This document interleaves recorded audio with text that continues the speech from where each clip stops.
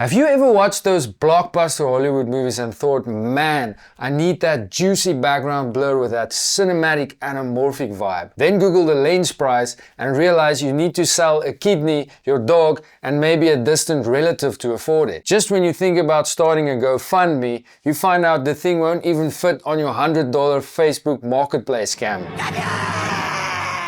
Well, in this video, I'll show you how to achieve your own cinematic look in 5 easy steps without having to sell your dog. You can follow along with me by downloading the same clip I use in this tutorial. The link's in the description below.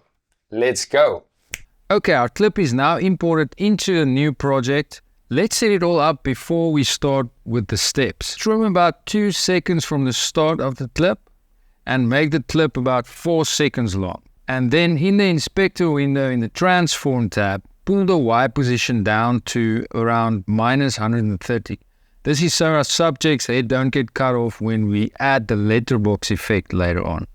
Okay, now we need to set the render cache to smart so that we get a smoother playback. Go to playback, under render cache, set it to smart. It will use some disk space, but don't worry, I'll show you how to delete the render cache at the end of this video. Perfect, let's go to the color page. Let's select the first node, or if for some reason there's no node connected, create a serial node by pressing Alt-S or right-click and add a corrector node. Now let's do a quick color correction on this. Go to the primary's color wheels, select the gamma and pull it down to around -0.06, around about there. And push the gain up to around 1.12.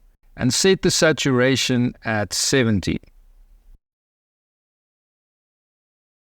Next up, we want to create a blurry background, but we don't want to blur the entire image. So we need to separate our subject from the background. Okay, to do this, create another serial node. It should be next to the previous node on the right-hand side. Open the Effects tab and search for the defocus background effect.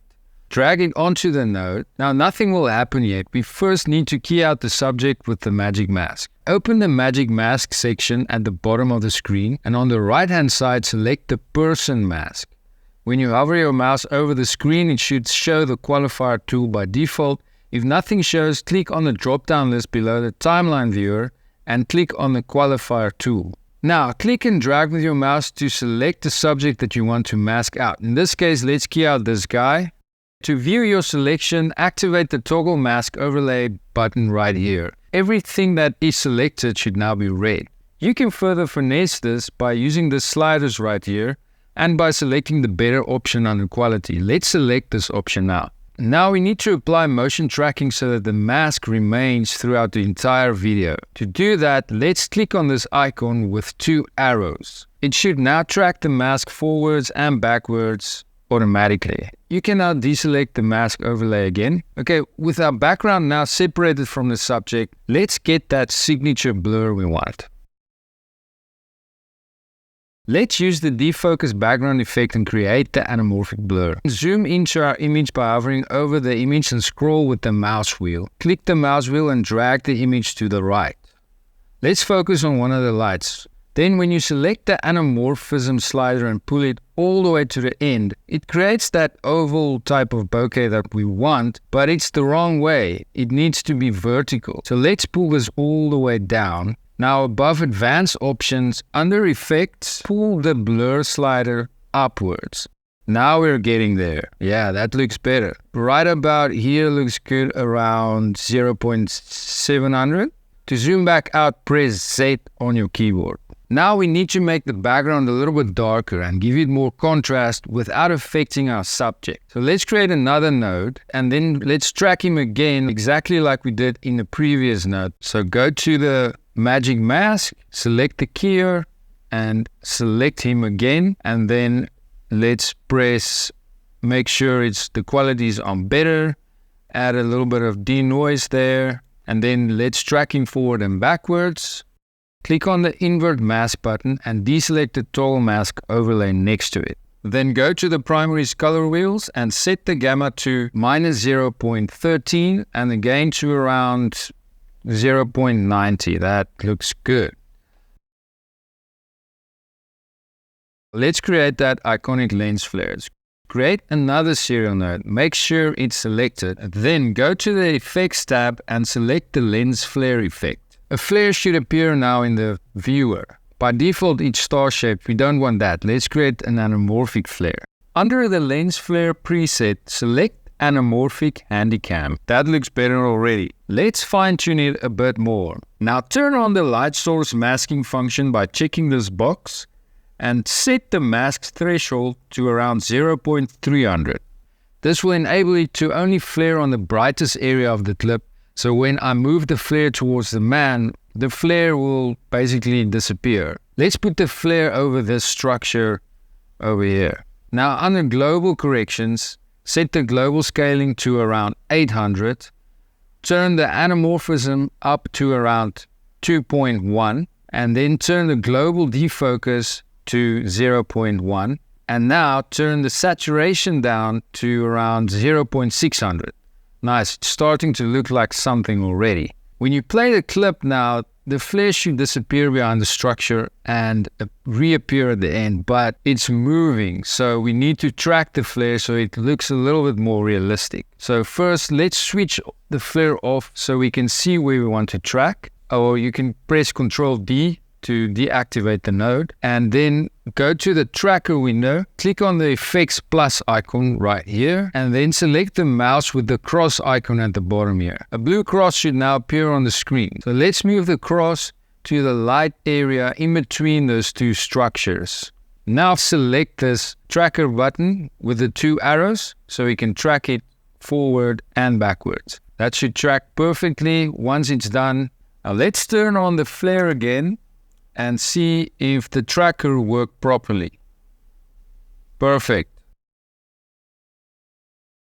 Another distinctive characteristic of the anamorphic look is the barrel distortion, where the straight lines on the edges appear warped. So let's try and recreate that. Create another node and search for the lens distortion effect. So drag it onto the clip and now drag the three sliders to the right to around 0.300.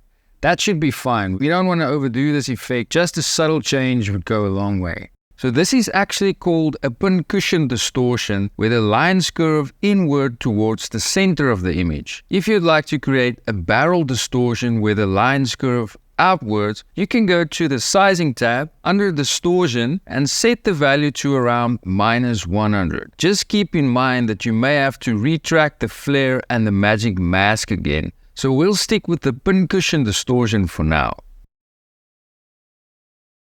This is the last and final step to creating that beautiful cinematic look. So let's create another node. You should now have 6 nodes altogether. Now let's search for the film look creator and drag it onto the node.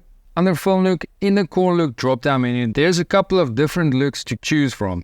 Let's select the Rochester look. The skin looks a bit yellow here, so drag the skin bias slider all the way to the top. That looks better. Okay, now under color settings, pull the contrast to around 1.300. Let's open the vignette tab and set the amount to around 0.750 and the size to around 500. Looking good. Now under relation, set the amount to 0.500 and the radius to around 5. And the bloom, set the amount to around 0.350 and the radius to around 30. Now under film grain, under the preset drop-down, select the 35mm. This is the most commonly used grain. Set the amount to around 0.400 and whatever looks good to you. Now for the final touch, let's add the letterbox effect.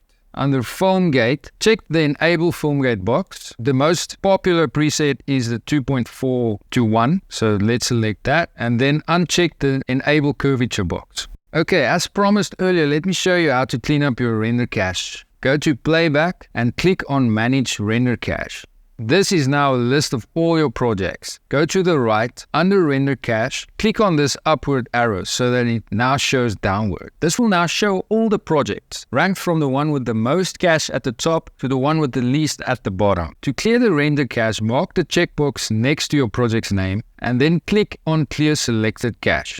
I get it, this method isn't perfect, and it won't ever replace anamorphic lenses whatsoever, but it's pretty cool to see what can be done with just a few tweaks without having to spend tons of money on lenses or cameras or gear. I hope this video helped you figure out how to create your own cinematic look for your own videos. And if you love this video, I think you'll like this one.